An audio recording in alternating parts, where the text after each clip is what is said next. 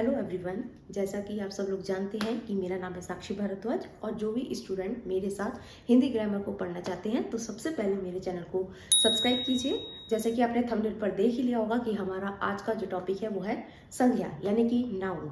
ठीक है, अपने इस टॉपिक को स्टार्ट करने से पहले मैं आपको ये बता देना चाहती हूँ कि आपका ये जो टॉपिक है 9th 10th 11th 12th के जो स्टूडेंट हैं उन लोगों के लिए तो इम्पोर्टेंट है ही है। उसके साथ साथ जो टीचिंग के जो एग्ज़ाम्स हैं, जैसे आपका यूपी टेट है, UP TET, super TET, KVS, NVS, जी इन सब के लिए बहुत ही यूज़फुल होने वाला है। और इसके साथ ही साथ जो नॉन टीचिंग एग्जाम्स हैं जहाँ पर आपकी हिंदी पूछी जाती है, जहाँ पर भी हिंदी ग्रामर, तो वहाँ पे भी उसके लिए उन लोगों के लिए भी ये जो टॉपिक है बहुत ही ज़्यादा इम्पोर्टेंट होने वाला है।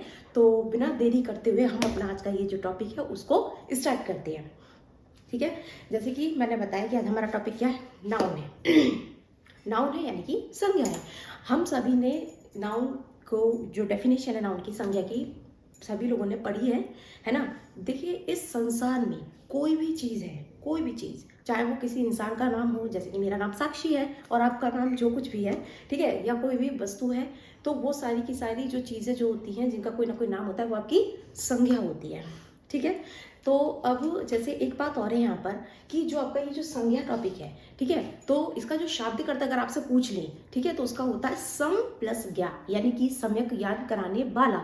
यानी कि मतलब वो शब्द आपके मतलब किसी व्यक्ति, वस्तु, स्थान का जो परिचय कराते हैं, है ना, जो बोध कराते हैं, वो आपके क्या कहलाते हैं, वो आपके संज्ञा कहलाते हैं।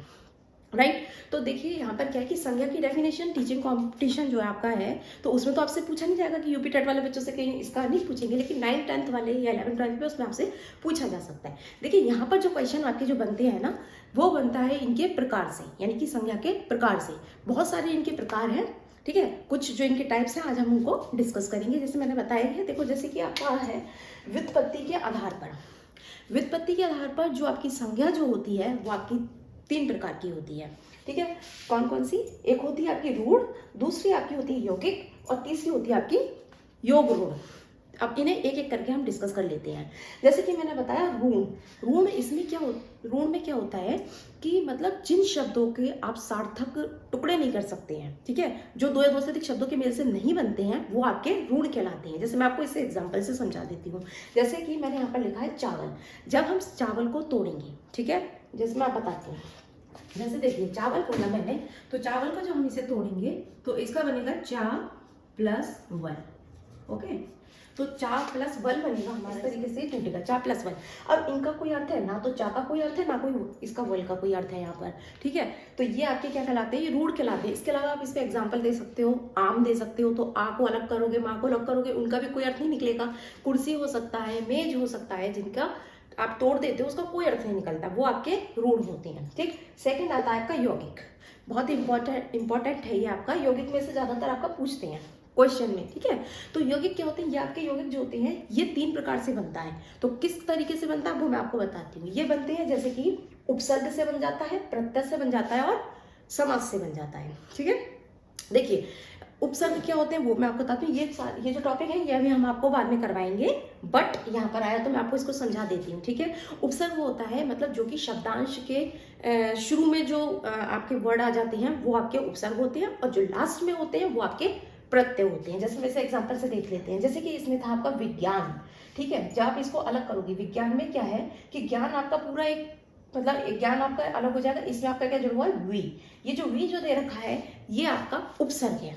ठीक है, दूसरा मैंने आपको इसमें बताया प्रत्यय, यानी कि दूसरा आपका इसमें हो जाता है सामाजिक। सामाजिक का जब हम यहाँ पर देखेंगे तो ये आपका कैसे, जब इसे आप तोड़ोगे तो बनेगा सामाजिक, समाज प्लस इक।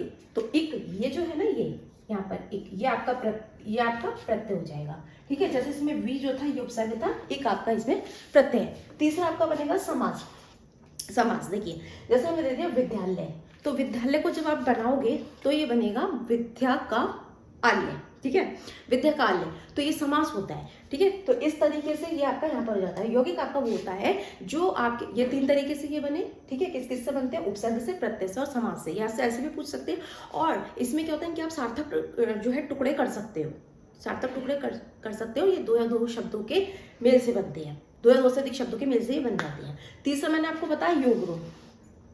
योग रूढ़ जो होते हैं इसमें क्या होता है, इनके सार्थक टुकड़े तो हो जाते हैं, ठीक है। ये यौगिक होते हैं और अर्थ ही ऋण कर देते हैं, मतलब इनके सार्थक टुकड़े तो हो जाते हैं लेकिन ये एक विशेष ही अर्थ प्रकट करते हैं। जैसे कि मैं आपको जब समास पढ़ाऊंगी तो उसमें बताऊंगी, और इसमें भी कौन से आते हैं ज्यादातर समास में, आपका एक है आपका बहुवीरी समास होता है, ठीक है। तो बहुवीरी समास के जितने भी जो एग्जाम्पल जो होते हैं वो आपके योग ऋण के अंदर आएंगे, ठीक है। इतना आपको याद रखना है जरूर, ठीक है। देखिए, तो जैसे कि मैंने आपको यहाँ पर बताया हाँ, जैसे आ गया दशानन। दशानन यानी कि आपको ये अलग अर्थ प्रकट कर रहा है, एक विशेष आपको अर्थ दे रहा है। दशानन क्या होता है?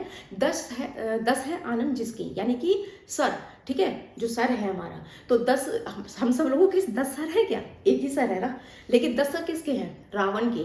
तो ये किसके लिए कहा गया है?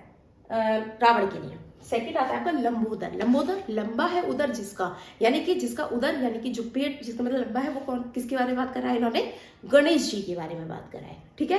तो ये तीनों इस तरीके से हमारे यहाँ पर व्युत्पत्ति के आधार पर हमने आपको संज्ञा बता दी कि 3 तरीके की होती है। दूसरा तरीका हमारा इसमें आता है कि भाई गणना के आधार पर जो हमारी संज्ञा होती है वो आपकी 2 प्रकार की होती है। जैसे कि आपने इंग्लिश में पढ़ा हुआ काउंटेबल नाउन और अनकाउंटेबल नाउन, ठीक है, यानी कि गणनीय और अगणनीय।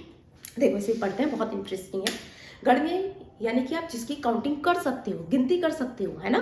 जैसे कि अगर मैं आपको बताती हूँ एग्जांपल से, देखो जैसे हमारा मार्कर है, 1 है, आप इसको गिन सकते हो ना, है ना, 1 मार्कर है, हम इसे गिन सकते हैं।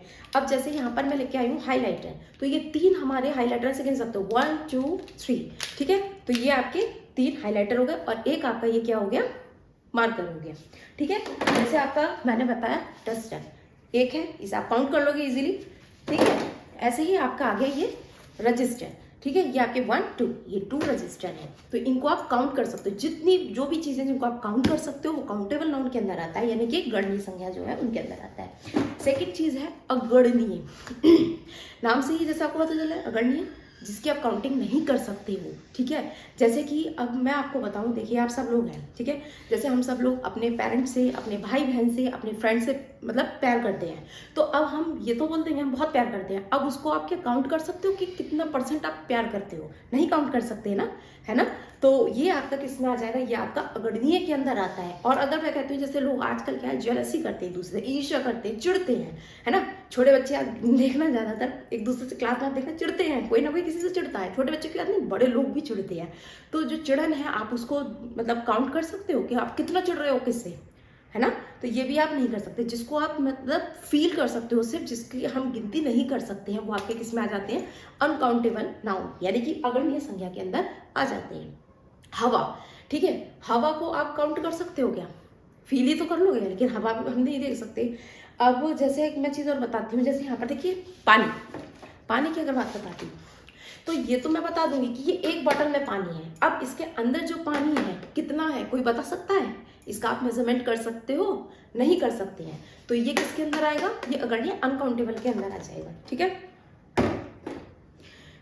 तो हमने आज जो चीज पढ़ी है, जिसको डिस्कस करा, एक बार से फिर से देख लेते हैं। हमने क्या पढ़ा आज? हमने पढ़ा संज्ञा के प्रकार, संज्ञा की डेफिनेशन मैंने आपको बता दी। फिर उसके बाद हमने यहाँ पर देखा इसके प्रकार, व्युत्पत्ति के आधार पर देखे कि 3 प्रकार के होते हैं आपके, ऋण, यौगिक और योग ऋण, राइट। दूसरा हमने गणना के आधार पर बता दिए, जो कि आपके होते हैं गणनीय और अगणनीय, ठीक है। तो अब हम अपना ये जो वीडियो है इसको क्लोज करते हैं। और अगर आप लोगों को मेरे पढ़ाने का तरीका अगर अच्छा लगा है तो मेरे चैनल को सब्सक्राइब कीजिए, वीडियो को लाइक और शेयर कीजिए। और आपका जो भी डाउट है, जो भी क्वेरी है, अगर कुछ भी आपकी, तो आप मेरे से कमेंट बॉक्स पे जाकर के पूछ सकते हैं। तो मिलते हैं नेक्स्ट वीडियो में, तब तक के लिए बाय बाय, टेक केयर।